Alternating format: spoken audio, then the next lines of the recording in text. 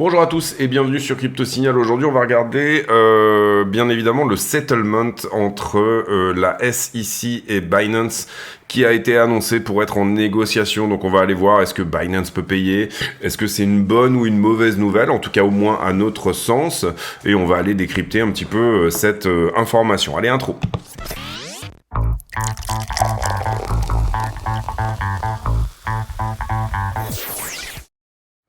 Alors, on commence par la partie technique. Comme vous le voyez, BTC face au dollar en daily, on est toujours dans ce canal ascendant. Pour le moment, on n'a rien qui nous dit qu'on va le perdre, hein, d'accord? On est toujours là-dedans, donc une tendance haussière. Par contre, on n'arrive pas effectivement à faire un nouveau plus haut. On va voir si c'est le cas dans la journée, si on arrive à casser ici et à venir revisiter par exemple ce point-là, ou si jamais le prix est en train de nous dire qu'il est en train de perdre du momentum. On a commencé à voir hier des divergences sur les volumes, donc le RSI. Donc à voir, est-ce que là le prix est en train de se retourner. Confirmation bien évidemment est bien sur la perte des 34,5, donc on en est loin pour le moment, mais restons attentifs à tout ça.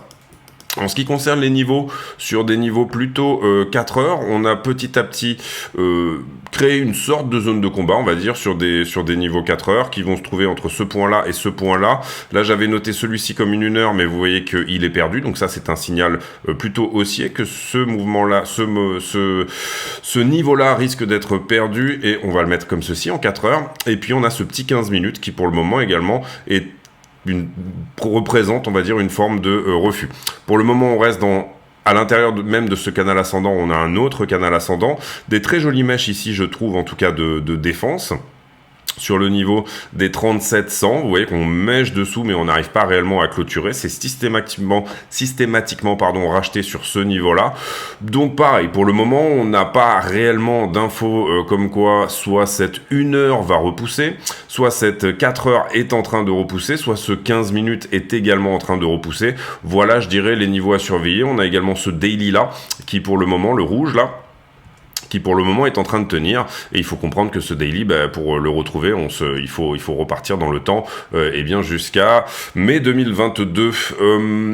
Est-ce que c'est le niveau qui va repousser ou pas? Pour le moment, sincèrement, on n'en sait rien. En tout cas, ce qu'on peut apprécier, c'est la price action, comment ça se passe dans cette zone, et vous voyez que effectivement, on ne perd pas la structure ici, ça réagit très bien, et ça réagit très bien effectivement sur ce point-là. Perdre ce point-là en 1 heure, donc ça voudrait dire qu'on est en train de se faire rejeter tout simplement par ce niveau daily, ce niveau 4 heures, ce niveau 15 minutes, ce niveau 1 heure. Encore une fois, ici, ce sont des appréciations, des signaux qu'on peut avoir éventuellement à la hausse. Dès qu'on les perdra, on les effacera en fait petit à petit. Voilà, l'information, ça reste une perte de momentum, mais des très jolies mèches, encore une fois, d'achat, et un niveau ici qui semble pour le moment relativement solide. Ici, on a eu l'info, ici en fait, on était sur l'info de l'élection de Javier Milei, je crois, et puis, où c'était peut-être celui-ci, je me rappelle plus exactement. Et puis ici, on a eu cette info que effectivement, il y avait cette proposition de la part de la SEC d'aboutir à un accord par rapport à toutes les charges criminelles qui pèsent contre Binance. Donc potentiellement, on va dire une fin potentielle du FUD Binance. Mais on va creuser un petit peu le sujet, vous allez voir dans la partie news de la vidéo. Donc pour le moment, la structure reste haussière tant qu'on n'a pas perdu 34,5. On est actuellement à 37,3. Vous voyez que ce niveau semble refuser un petit peu pour le moment, mais au plus on latéralise dans le coin, au plus on peut se dire qu'on a laissé un peu trop de short rentrer et qu'on viendra éventuellement prendre la liquidité tout simplement au-dessus de ces deux points-là, puisque c'est un très joli endroit où éventuellement beaucoup de stops peuvent être déclenchés. Et pour les institutionnels, pour eux c'est pas trop un problème étant donné que les portefeuilles sont quand même plus ou moins illimités, et bien de défendre une liquidation dans cette zone jusqu'à ce que le prix se retourne et effectivement nous donne le drop. À voir, est-ce qu'on passe au-dessus de la structure avant de passer en dessous ou l'inverse? On peut très bien ici, bien évidemment, pousser au-dessus tout court, mais la question ici pour moi, c'est plus est-ce qu'on fait ça et puis ça, d'accord, pour venir prendre tous les longueurs qui sont là-dedans, ou alors est-ce qu'on fait directement ça, c'est-à-dire une sorte de triple top. C'est ce qu'on va voir tout simplement dans les heures qui viennent. En tout cas, vous avez ici les signaux. Perte de cette trend également, qui est une trend plus ou moins qu'on pourrait voir en 1 heure, pourrait être un signal. Perte de ce niveau, surtout que je qualifie comme extrêmement fort pour le moment, en tout cas à la vue de ces mèches-là. Et puis derrière les niveaux suivants que vous avez ici sur la charte. Ce qui est intéressant de regarder éventuellement, c'est qu'on construit plus ou moins un nouveau point de contrôle ici sur toute cette structure là, on va dire. Il y a beaucoup de volume désormais qui se sera fait à peu près dans cette zone là à l'achat, d'accord. Donc ça veut dire, excusez-moi, et là vous voyez qu'on est en train d'en construire également un au-dessus. Si jamais ce niveau vient à dépasser celui-là, ça veut dire beaucoup d'ordres d'achat, et vous comprenez qu'auparavant, le point de contrôle, il était ici. Ensuite, il s'est décalé ici, d'accord. Là, il est en train de se décaler juste là. Donc une des grosses questions éventuelles qu'on peut se poser, c'est là-dedans, eh bien, est-ce que finalement, les portefeuilles les plus gros ne sont pas ici sur de l'achat? Si jamais par contre on venait à perdre ce point de contrôle, ce qui correspond globalement finalement à perdre plutôt un 5 minutes qui se trouverait par ici, pour avoir un signal plus rapide, hein, on va dire. On va aller jusqu'au, allez, on va dire 15 c'est bien je pense. Un 15 minutes qui serait à peu près par là, par 3 fois vous le voyez on a rebondi, c'est là que c'est fait pas mal de volume, et bien également on pourrait éventuellement avoir un signal. Encore une fois il faut garder la tête froide ici je dirais. Comme je l'ai dit hier, ça semble plutôt impulsif et ça semble plutôt correctif. Maintenant, tout à fait possible qu'on ait un push supplémentaire, encore une fois, au-dessus de la structure. C'est ce qu'on va voir dans les heures qui arrivent. Derrière, Ethereum BTC. Hier, il s'est un petit peu repris et puis ce matin, il a un petit peu corrigé. Pour le moment, on tient la trend qui est celle-là. La trend reste, on va dire, baissière sur le 1 heure, haussière sur le daily, ou potentiellement haussière sur le daily, avec le double top qui avait été fait sur ici. Le double bottom, pardon. Donc on va voir ici c'est pareil de quel côté ça penche de ce côté là. Ethereum qui manque un peu de force malgré énormément de short à aller chercher sur la zone des 2170. Donc voilà, est-ce qu'on est sur une structure de distribution sur Ethereum ou est-ce qu'on est sur une structure de réaccumulation avant cassure? C'est un petit peu la question. Ici ça ressemble quand même plus à une forme de distribution hein, puisqu'on est en descente, descente larvée. Maintenant, on va voir ici encore une fois, voilà, quels peuvent être les niveaux qui tiennent effectivement. Et vous voyez, je vous avais mis ce niveau à 2171, qui est quand même relativement intéressant à regarder. Vous voyez qu'on a rejeté hier parfaitement sur la trend, donc ça c'est propre. Hein. Ici, il y aurait eu peut-être potentiellement même un joli short à rentrer pour éventuellement venir perdre ce niveau-là, 1913. Personnellement, je l'ai pas pris. J'ai pris un short sur Link. Voilà, on va voir si ça passe. Position, on va dire sobrement, minutieusement dosé et voilà. Derrière le total 3, donc tout le reste des altcoins par rapport à Bitcoin, donc là on regarde vraiment la performance des alts vis-à-vis de Bitcoin.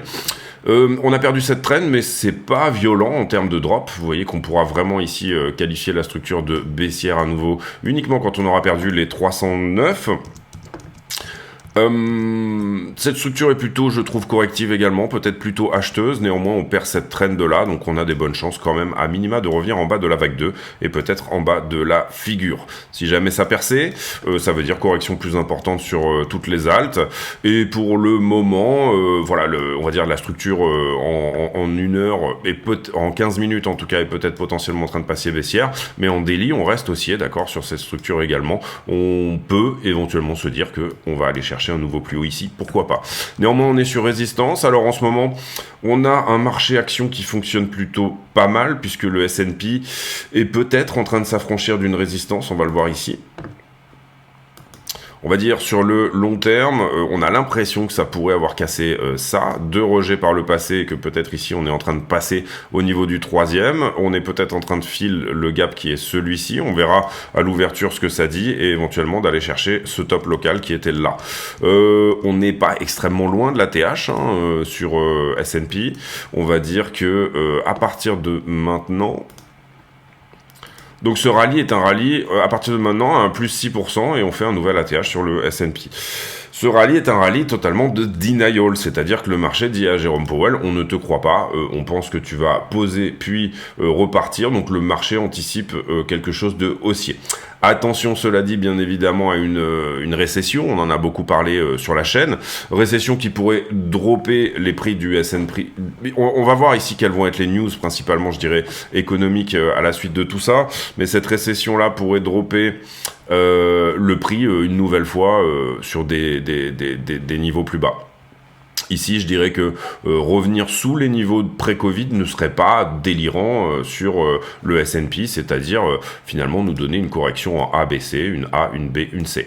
On est quasiment au 90%, j'ai pas regardé si on est, on va dire, dans les caractéristiques d'une flat. Moi, je considère une flat à partir du moment où on a retracé plus de 90% du mouvement précédent. C'est-à-dire que ici, on avait eu ce drop. On y est presque. On est quasi dessus. Ouais, on vient juste de le passer. Donc, une flat, ça veut dire quoi? Ça veut dire que le marché pourrait nous dire, à un moment donné, je fais une régular. Si je fais une régular, ça veut dire que là, c'est, s'il y en a une, hein, encore une fois, s'il y a une récession, du coup, parce que là, on pourrait très bien repartir pour un tour. S'il y a une récession, eh ben, la régular est possible. La régular, ça nous donnerait quelque chose comme ça. Aller prendre légèrement le bas ici, et quelque chose de magnifiquement parallèle, strictement, pour en parler, ce qu'on avait eu sur une bonne petite dizaine d'années. Là-dedans, là on avait légèrement dévié en dessous, mais vous le voyez, ça c'était la crise de 2000, la crise de 2008. On remonte en 2008 au niveau de 2000, on redescend après sur la crise de 2008, on fait une remise à zéro un petit peu de cette histoire-là. Est-ce que c'est ce que va nous dire le S&P à l'avenir? Est-ce qu'il va reprendre déjà l'ATH, ce qui nous donnerait une flat flat? Est-ce qu'elle sera très légèrement larvée comme ceci? Est-ce qu'il va nous donner derrière une flat étendue, c'est-à-dire pour le coup grosse récession, et pour le coup on se fait bien éclater? Attendez, j'essaye de nettoyer au fur et à mesure, sinon après ça devient un enfer les charts. Qu'est-ce que je disais? En général, dans une flat, déjà, on va chercher une 5-3-5 en Elliott, c'est-à-dire 5 vagues de descente, 3 vagues de montée, et même pas, en fait, excusez-moi, on va chercher une 3-3-5. Ici, j'ai plus l'impression qu'on commence par 5 vagues, quand même, avec ce magnifique biseau en élargissement, comme ceci. Vous voyez, c'est très propre, hein. Le S&P, il est souvent très très propre. 1, 2, 3, 4, 5. Donc ça pourrait nous dire éventuellement que derrière, on a fait 1, 2, 3, et que là, en fait, on est tout simplement en train de construire la descente. On va voir. On va voir si ça repousse tout simplement sur cette zone. Ben, ça veut dire que oui, on est plus dans une zigzag qu'une flat, excusez-moi. Ben, dans le fait d'avoir passé, je vais éternuer. Le fait d'avoir passé les 0,90 est plutôt encourageant. Je vais éternuer. Je vais y arriver. Excusez-moi. Le fait d'avoir passé le 0,90 est plutôt encourageant pour avoir une structure peut-être un peu moins corrective. Si jamais c'est une flat étendue, qu'est-ce qu'une flat étendue? C'est tout simplement je fais une A, je reviens reprendre la racine en B, et derrière, je ne fais pas la flat régulière, je fais une étendue. En général, on va aller chercher 161,8 ou 200%. Admettons qu'on soit dans ce scénario-là. Excusez-moi, du coup, je m'étale un petit peu sur les stocks. Ça nous emmènerait au niveau pré-Covid, même en dessous ici. Et vous voyez, si jamais il y a une grosse récession, on va dire ça comme ça, et que le marché, c'est pas que le marché l'aura pas vu venir, c'est que ça sera plutôt, comme je vous le disais, un rallye de denial. Finalement, un moins 50% sur le marché action. Moins 50% sur le marché action, c'est pas déconnant au sens où, quand on a fait en général des grosses crises, grosses récessions, grosses remises à zéro, c'est à peu près ce que ça nous donnait. Vous le voyez ici, moins 60 sur la crise de 2008, et je pense qu'on était autour des moins 50 sur la bulle internet des dot-com. Donc ça pose des questions, il va falloir bien suivre l'économie à ce stade. Voir un chômage qui augmente n'est pas nécessairement un problème, puisque c'est plus ou moins ce que doit faire théoriquement une hausse des taux de la Fed. Mais voir un chômage qui augmente sans retour de l'économie, on va dire, et voir une hausse des taux qui n'a pas nécessairement d'impact, etc., ou tout simplement même voir une crise bancaire supplémentaire, des choses qui nous disent que, on va dire, on est sur un format qui est plutôt un format de crise financière, à ce moment-là, pourrait nous dire, attention, le S&P peut tout à fait aller à 2005. En tout cas, on va dire que toute cette zone-là était quand même une zone de prise de profit pour ceux qui avaient acheté ici, à minima, voilà, se hedger un petit peu sa position, et derrière, si ça continue, si ça pousse, c'est tant mieux, parce que, on va dire, il nous en reste. Comprenez bien ici que si S&P descend de 50%, malheureusement, ça risque d'impacter Bitcoin, bien évidemment. En tout cas, si on regarde sur le creux de mars 2018, Bitcoin avait tout à fait suivi. Ici, on n'avait pas eu du tout l'idée que Bitcoin est un hedge contre l'inflation. Il nous fallait du crédit gratuit, il nous fallait de l'inflation pour faire fonctionner Bitcoin, ce qui va totalement à l'encontre de son fondamental réel. Donc, Est-ce que Bitcoin prend réellement sa place dans les portefeuilles, on va dire, des gros fonds d'investissement ou pas, avant la fin 2024, s'il doit y avoir une récession, on peut potentiellement, on va dire, la placer sur la première moitié de 2024. En tout cas, c'est peut-être ce que sont en train de nous dire les chiffres. On va voir ça. En tout cas, il faudra suivre très attentivement les chiffres du chômage, les chiffres du PIB. Tous ces chiffres-là, et il faudra comprendre que le marché a une mémoire, c'est-à-dire que si jamais là, il a corrélé avec S&P, et là, il a corrélé avec S&P, ben c'est possible, une correction sur Bitcoin courant de l'année 2024 est possible. Alors vous allez me dire, oui, il y a le halving, il y a ceci, il y a cela. Bitcoin, pour moi, obéit plus à des cycles de liquidité qu'à réellement des cycles de halving, et je pense que le halving, on va dire, a de moins en moins d'impact au fur et à mesure que il se diminue par deux. Hein. Voilà, enfin, c'est mon avis, après, ça n'engage que moi. Les news, mais avant ça, une petite page de pub. Allez, on y va pour la page de pub. Quels sont les moyens d'aider la chaîne? Eh bien, tout simplement, il y a déjà le bouton rejoindre ici sous les vidéos qui, moyennant une cotisation de 10 € par mois, vous permettra d'accéder à des vidéos privées. Ces vidéos, je les poste tous les jours. Vous voyez, on en est déjà ici à la vidéo numéro 57. Et dedans, on a des analyses approfondies sur le BTC, du risk management, du trade management, des analyses d'altcoin également. Voilà, petite vidéo tous les jours d'une vingtaine de minutes que je produis en plus spécifiquement pour les affiliés YouTube. Il y a aussi un moyen par le Discord d'accéder à ces vidéos. D'abord, vous venez sur le Discord, vous vous présentez ici. Il faut donc écouter ce que vous dit le bot ici de manière à accéder au serveur et ensuite rendez-vous sur l'onglet ici vidéo privée et vous pouvez lire ici toutes les choses qui vous permettront d'accéder effectivement à ces vidéos. Deuxième chose également, vous avez bien sûr le stand de merchandising que vous allez pouvoir retrouver sur la chaîne. Et qui, du coup, vous permet d'acheter des t-shirts Crypto Signal. Vous voyez, il y a quelques t-shirts marrants également. Et voilà, ça aide beaucoup également.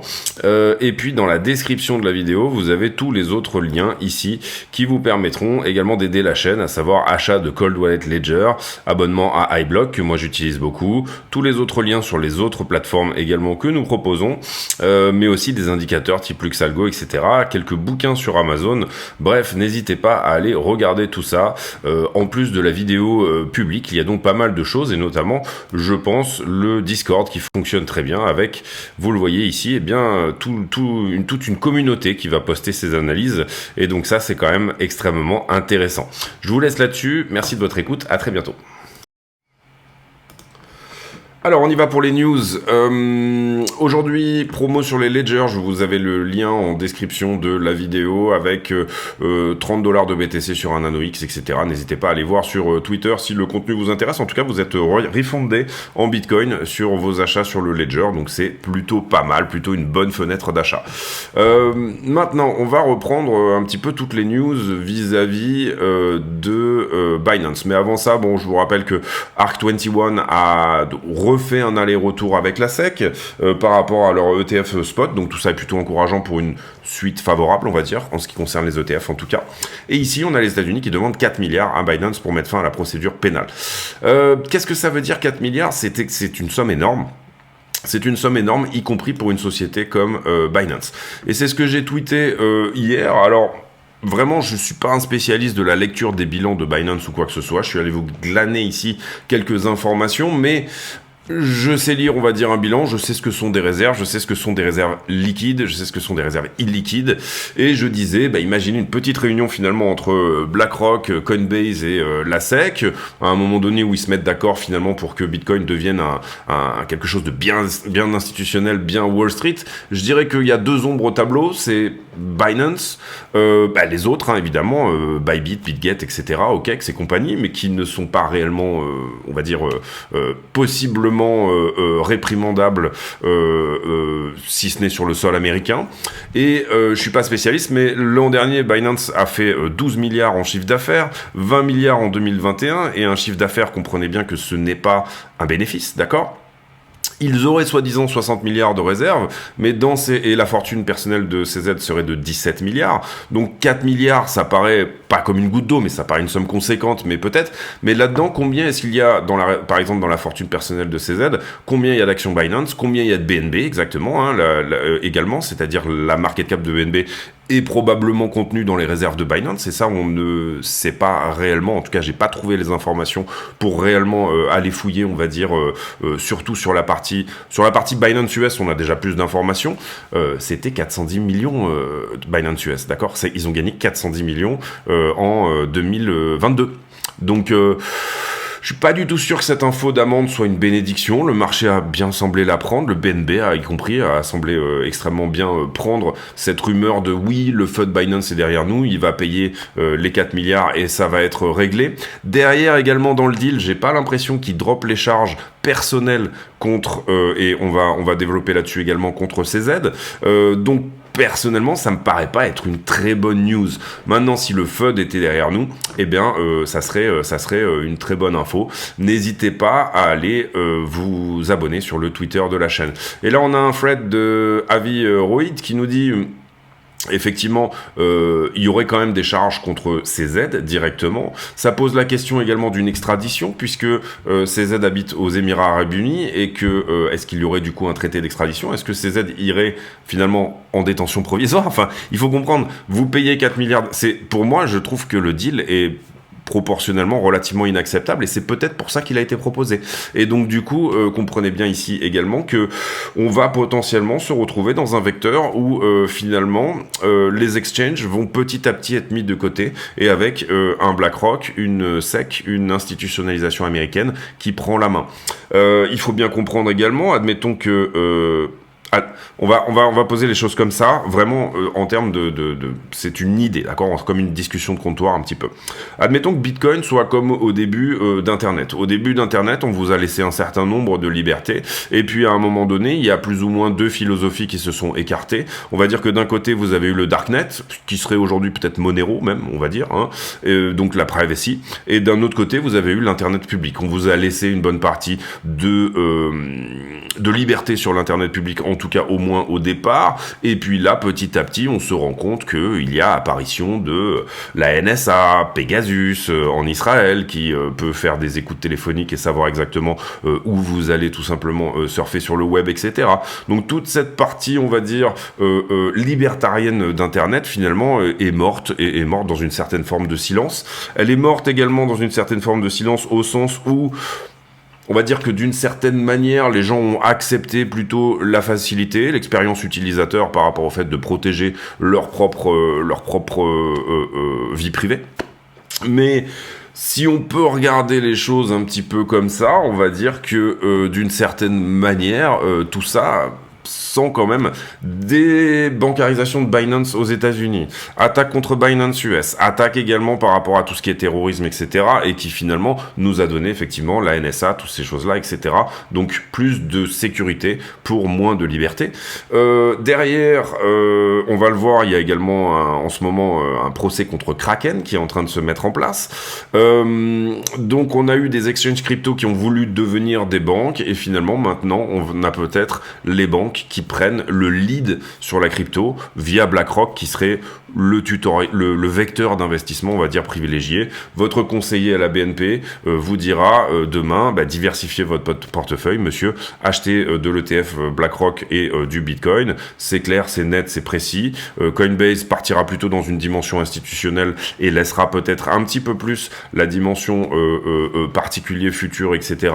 Mourir dans un coin tranquillement. Il faut quand même se poser ces petites questions-là, parce qu'en ce moment, c'est quand même plus ou moins ce qu'on voit.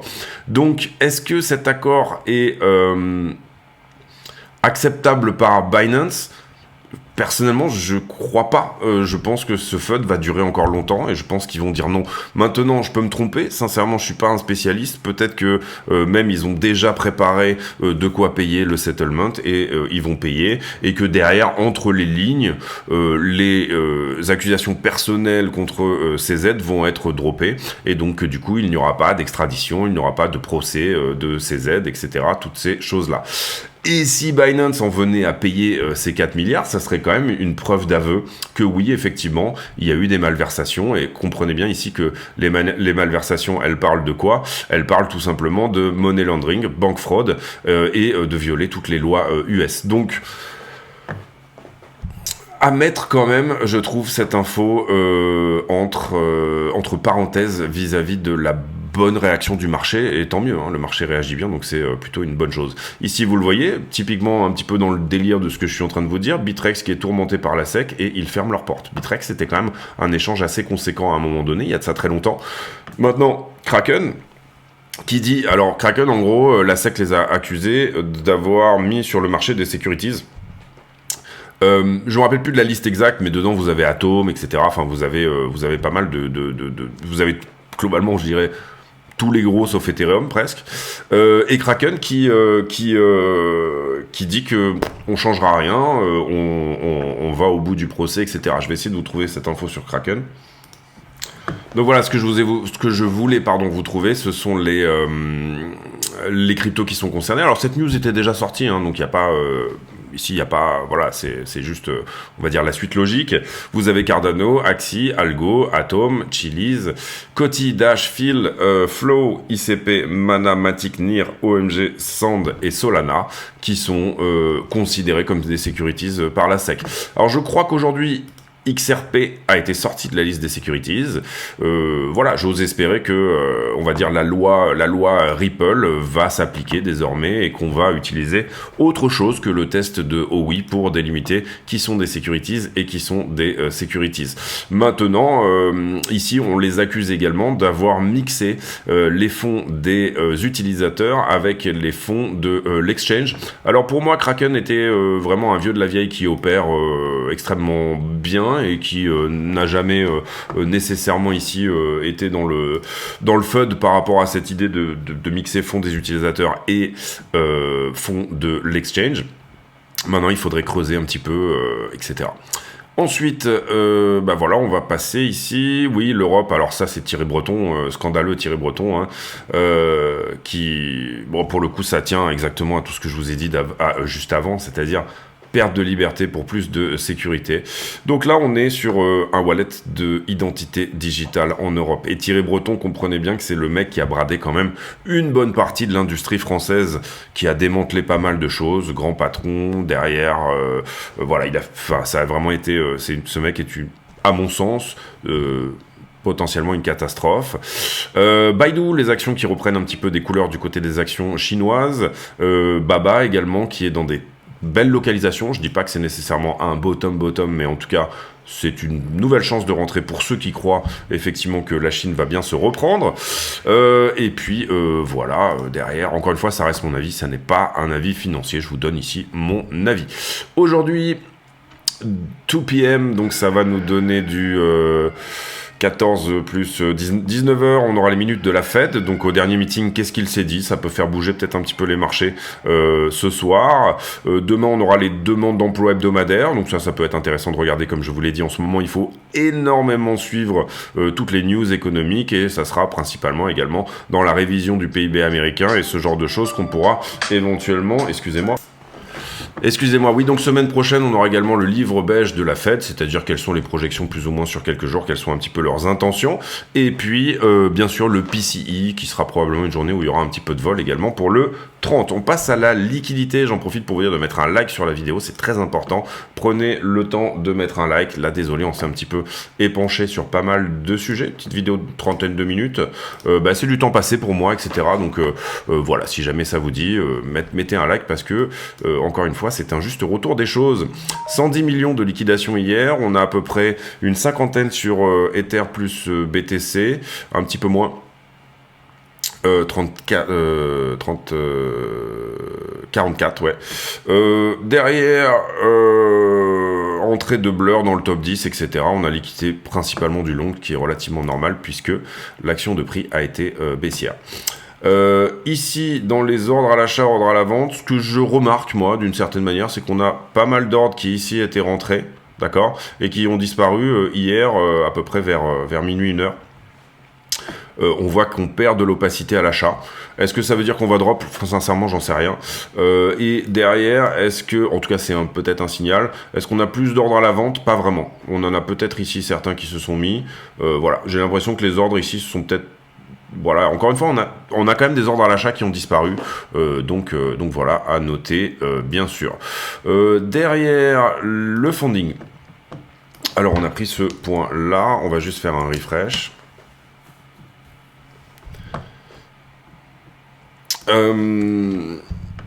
Le funding, on est sur des points où ça nous est arrivé de déleverager en termes d'open interest. Ici, ce que vous regardez, c'est le nombre de contrats. Cela dit, enfin, on est assez facilement, on est monté aux 8 milliards sans trop de problèmes. J'ai une structure ici qui est assez facilement identifiable en montée, et encore une fois, vous le voyez, j'ai un funding qui ne monte pas. Donc ça me dit que les longues prennent profit très vite sur ce mouvement, et ça me dit que il y a du short au-dessus. Cela dit, ça m'annonce également une forme de perte de momentum des longues. Ici, il faut comprendre, la question n'est pas où est la liquidité, la question elle est qui a le momentum, et on sait que là où il y a de la liquidité, on va y aller à un moment donné, mais là, plus ou moins, on sait que la liquidité, elle est un peu au-dessus, puisqu'on a encore une fois des longues qui prennent profit très vite. Donc la liquidité est au-dessus, mais le momentum ne semble pas être acheteur. Maintenant, on va voir, c'est l'action de prix qui nous dit où est réellement le momentum. Donc, on va voir s'il n'y a pas quelque chose qui se déclenche encore une fois dans la journée. Ensuite, en ce qui concerne les bulles de liquidité, on va dire on n'a pas grand-chose ici au-dessus. Néanmoins, on a ce sentiment que à chaque fois qu'on a du short, on va le liquider assez vite. Vous voyez, ça c'est les deux bulles ici, les deux bulles qui sont là également. On vient assez rapidement les chercher, on va dire. Petite poche de liquidité peut-être très en delà du prix à 37,8. Delta qui est plutôt en faveur de plus de long que de short, c'est normal. On a quand même liquidé principalement du short dernièrement. Maintenant, vous le voyez, on a en tout cas, d'après iBlock, pas beaucoup de shorts qui se sont faxés sur cette descente. Donc peut-être aussi des shorters qui se fatiguent un petit peu. Sur Ether, on est à l'équilibrium. Ether, on a une très belle poche de liquidité au-dessus. Par contre, effectivement, vous voyez que ça veut pas. Donc quand ça veut pas, ça veut pas. Mais pour le moment, voilà, Ether se tient quand même par rapport à Bitcoin, et on a plus ou moins une corrélation entre les deux. On va dire que Ether suit Bitcoin sans le surperformer ni le sous-performer, en tout cas en ce moment. Pas vraiment de sentiment privilégié, on va dire qu'il y a eu peut-être un peu plus de long que de short dernièrement, et qu'on est peut-être plus allé chercher les shorts sur la 12 heures, en tout cas en ce qui concerne iBlock. Et ici, vous voyez qu'on a, sur la One Week, on a croqué le point chaud, on n'est pas allé tout à fait en haut du point chaud. J'aurais bien aimé qu'on prenne ici tout le jaune, là, les 38, peut-être même très légèrement au-dessus, 38,150 par exemple, et que là on se retourne. Pour le coup, ça nous donnerait éventuellement cette idée que, vous voyez que là en gros, si on regarde juste là 7 jours, on est à peu près à un point d'équilibre entre quelle est la quantité de shorter et de longueur. Et c'est ce qu'on voit d'ailleurs sur le funding, qui est à un niveau sincèrement où on ne ressent pas qu'il y a beaucoup plus de long que de short. La majorité du marché est longue, mais par contre, voilà. Et quand on regarde là un mois, on se dit que là, oui, effectivement, depuis les 3-4 dernières semaines, il y a quelque chose à venir chercher à 31,7. En l'occurrence, on dit 33 ici. Donc venir nettoyer là un mois, pourquoi pas. Maintenant, ça manque un peu de liquidité intermédiaire, et c'est ce que je vous dis je vous dis que sur cette montée, il n'y a pas énormément de long, quand on s'est placé ici, on va dire, depuis le 15 novembre, c'est-à-dire il y a à peu près 6 jours, le funding ne part pas en cacahuète, alors que ici, c'était quand même déjà un petit peu le cas, vous le voyez, et notamment ici, sur ce point-là, on avait construit beaucoup de liquidités intermédiaires. Ça commence à venir, c'est-à-dire qu'on commence à être sur les mêmes niveaux à peu près, donc possibilité réellement d'aller à 39, 39,5, voire potentiellement 42, il n'y a pas de souci avec ça. On peut short squeezer en haut ici et laisser gagner cela. Maintenant, ce qu'on peut dire sur la liquidité intermédiaire, c'est qu'il n'y en a pas énormément. Sûrement quelques traders de position qui sont encore dans cette zone-là, mais je le rappelle, iBlock n'est pas dynamique. Vous devez garder un œil sur le funding, et en l'occurrence, sur le funding, on peut se dire que l'optimisme n'est pas incroyable en ce moment, et on a un sentiment qui reste plutôt à la correction. Donc voilà. Ether, un peu la même chose, sauf qu'on est un peu plus shorté que longué pour le coup sur Ether. Sur la 7 jours, vous voyez cette très belle poche de liquidité à 2170. On en a une deuxième qui peut monter à 2003, mais Ether ne veut pas y aller. Peut-être un manque de liquidité intermédiaire ici. Par contre, on a de la belle liquidité intermédiaire en dessous ici pour éventuellement revenir visiter 1800 et quelques. Personnellement, moi j'ai un niveau à 1740. J'avais préparé un short sur Ether où, dans mon hypothèse, on prenait 2170 et j'étais prêt à le défendre jusqu'à aller un petit peu plus haut. Maintenant, si on n'y va pas, Ether ira potentiellement ressourcer plus bas.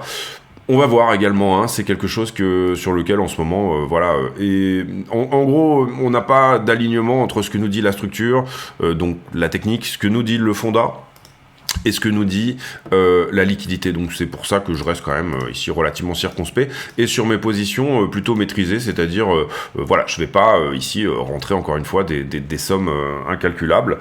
Là on a peut-être, vous le voyez, pour terminer et faire la conclusion de cette vidéo, une 15 minutes qui se retourne. Néanmoins c'est pas pour l'instant c'est pas impulsif, ça drop pas violemment et vous voyez donc par contre que la 15 minutes est effectivement en train de passer baissière puisqu'on est juste passé sous ce niveau là. On va voir, encore une fois, pour moi je vous ai donné les signaux, perte de ce niveau-là, perte de celui-là, et ben pour moi ça baisse, et ça peut baisser pas mal, on va dire, je dirais que 34 est une belle zone, 31,2 on est une autre, et possibilité quand même de continuer dans cette haussière-là, ce qui nous donnerait tout simplement un plus haut. Là on est sur le 15 minutes, et comprenez que ici quand on regarde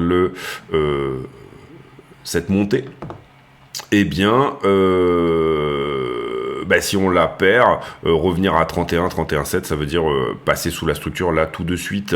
32,3, c'est ce qu'on a vu sur la 1 mois. Hein. Il y avait quand même sur la 1 mois pas mal de choses sur les 3 dernières semaines à venir chercher en fait dans cette boîte de liquidité là.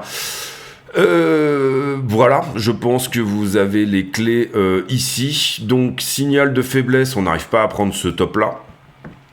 Signal de force, la 1 heure reste haussière, néanmoins c'est pas extrêmement impulsif tout ça. Par contre ces deux mèches sont très jolies, donc ça j'aurais tendance à dire vraiment avoir à nouveau une défense sur ce niveau là ne me choquerait pas du tout, d'accord. Et vous voyez que ça colle à peu près avec le canal. Imaginons qu'on y aille là aujourd'hui, tac, et là une nouvelle défense, ça serait pas du tout choquant. Peut-être un petit intraday à prendre là dessus, on va voir. En tout cas je trouve que ces deux mèches sont relativement jolies. Je vous laisse là-dessus, j'espère que cette vidéo vous a plu. Désolé un petit peu longue cette fois-ci, mais on a abordé vraiment des choses que je qualifierais de philosophiques sur la crypto. Il faut toujours aussi avoir une approche un petit peu out of the box, philosophique. Regardez un petit peu, comment dire, tout la big picture, comme disent les Américains. Voilà, avoir une photo un peu complète. Et pour moi, ça ressemble quand même au début d'Internet, tout ça. Donc je voulais éventuellement vous faire part de cette de cette espèce de moment où ce qu'on peut voir réellement finalement entre les lignes, c'est quand même une forme de volonté de prendre la main par rapport à la finance traditionnelle sur la crypto, et ce via l'apparatchik institutionnel américain qui est globalement quand même pas mal représenté, appuyé par la SEC, donc la SEC. On va voir comment se comporte la suite. Il semblerait que les juges américains pensent différemment de ce fameux apparatchik, c'est ce qu'on a vu sur XRP, etc.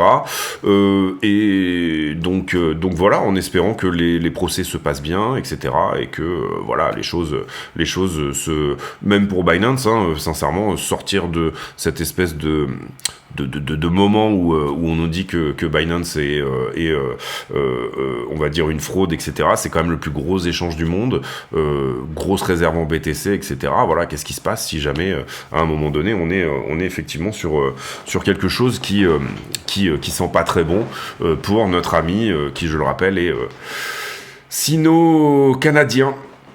Notre ami CZ, qui avait commencé son business d'ailleurs en Chine et qui finalement avait été plus ou moins banni de là-bas, avait remonté tout son business au Canada, finalement reparti derrière remonté une partie du business, je crois que c'est en Lituanie, hein, qui est une grosse partie du siège de Binance, et désormais a une résidence aux Émirats Arabes Unis, donc probablement je dirais Dubaï. On va voir ce que tout ça nous dit pour la suite. Encore une fois, restez frais, ne succombez pas à tous les FUD que vous pouvez voir. Gardez ici, encore une fois, la tête froide. C'est l'environnement macro pour moi qui doit primer. Tous les FUD ici, c'est des petites actions de prix ici ou là, etc. La régulation, ça fait quand même un paquet de temps qu'on la suit et qu'elle nous FUD et que derrière elle donne de l'action de prix, etc. Donc il faut vraiment quand même suivre le fondamental. Il faut quand même un petit peu frontronner comment ça sent, mais c'est pas nécessairement ici, encore une fois, une news qui est nécessairement vendeuse pour moi en ce qui me concerne. On était au courant qu'il y avait effectivement ce procès, etc. Maintenant, moi j'ai le sentiment que ce deal là n'est pas acceptable acceptable. Je peux me tromper, encore une fois. Le marché pense pas du tout comme moi, donc du coup je vais quand même dans le sens du marché. Vous voyez que je suis très circonspect sur la direction, mais voilà, on reste attentif. J'ai pour habitude en fin de vidéo de poser une question à la con, c'est-à-dire une question qui n'a rien à voir avec le prix du Bitcoin, mais qui nous permet de converser de choses et d'autres. Et aujourd'hui, la question du jour, elle aura trait à... la question, on va vraiment poser une question. Allez, slip ou caleçon pour les garçons et tanga ou petit bateau pour les filles. Désolé, j'ai pas trouvé mieux, c'est ce qui m'est sorti comme ça. Personnellement, plutôt caleçon, plutôt boxer coton, voilà. Voilà, c'est un... Voilà, donc je vous laisse là-dessus, on se retrouve demain, portez-vous bien, très bonne soirée à tous. Je m'en vais maintenant faire la vidéo affiliée qui, je pense, aura comme pour sujet le secteur du gaming. Personnellement, et je me répète encore une fois, pour un rebond éventuel, je surveillerai ces deux niveaux-là. Celui-ci me semble fort parce que c'est un point de contrôle. Celui-ci me semble fort parce qu'il y a des très jolies mèches dessus. Et si par contre on les enfonce, pour moi, on va directement là-dessous. C'est un plan, c'est pas nécessairement ce qui va se passer. D'accord ? Je vous souhaite une très bonne journée à tous. On se retrouve demain. Ciao.